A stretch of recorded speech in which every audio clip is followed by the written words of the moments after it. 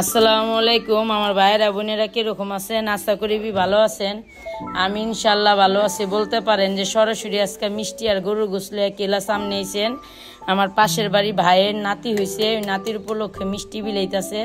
পরে কইলাম নাতির গোষ্ঠটা তো শখ কইরা দিছে, আকিতার গোষ্ঠটা ফ্রিজে রাখন যাব না, ফ্রিজে গোষ্ঠ রাখলে মজা লাগে না।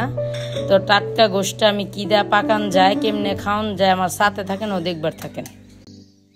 বড় বি চিন্তা করলাম টাটকা গোছগুলা কিদা পাকান যেতে। শীতকালে পাতাকপি গুলো খুব সুন্দর, অন্তরে শীত আইসে পর থেকে পাতাকপি দা মাংস দেবি খাই নাই। পরে চিন্তা করলাম যে মাংস দা পাতাকপিটা রান্না করে লই।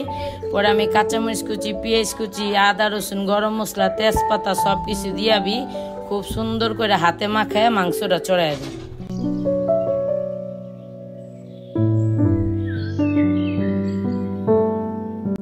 পরে বি আমি পাতাকপিটা ভাপ দিয়া লইলাম। জানিনি পাতাকপি সবসময় ভাজি টাজি করলে ভাপ দিয়া নিতে হয়, নাহলে একটা মনে করেন ফাঁসকা ফাঁসকা গন্ধ আহে।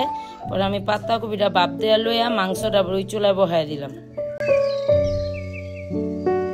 পরে আমার মাংসটা মাশাআল্লাহ আলহামদুলিল্লাহ দেখবারই পারতেছেন একটা ভুনা ভুনা হয়ে যেতেছে। আমি খুব সুন্দর করে মাংসটা কষাই লইতাছি। পরে চিন্তা করলাম মাংসটা কষাওক আর আমার পাতাকপিটা খুব সুন্দর ওইটার লোক একটা মাখা মাখা আউলা জাউলায়া কষানো হয়ে যাক। পরে আমি দিয়ে দিতেছি সিদ্ধ করা পাতাকপি গুলা।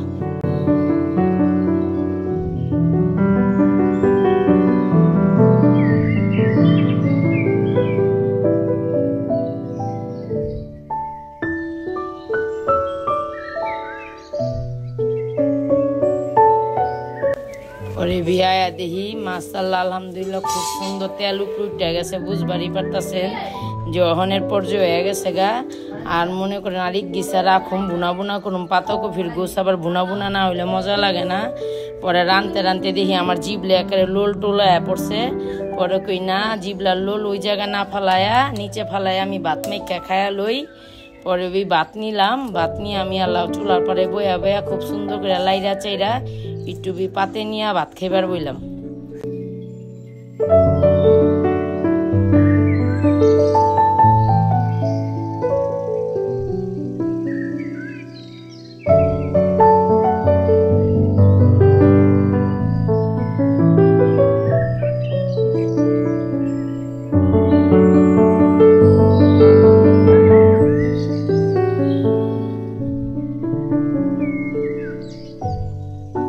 পারতেছেন আমি পাতাকপি দেয় আম করে রাক্ষসের মতন খাইতেছে। আসলে আমি রাক্ষস কইলে আমি রাগ কোনো সমস্যা নাই।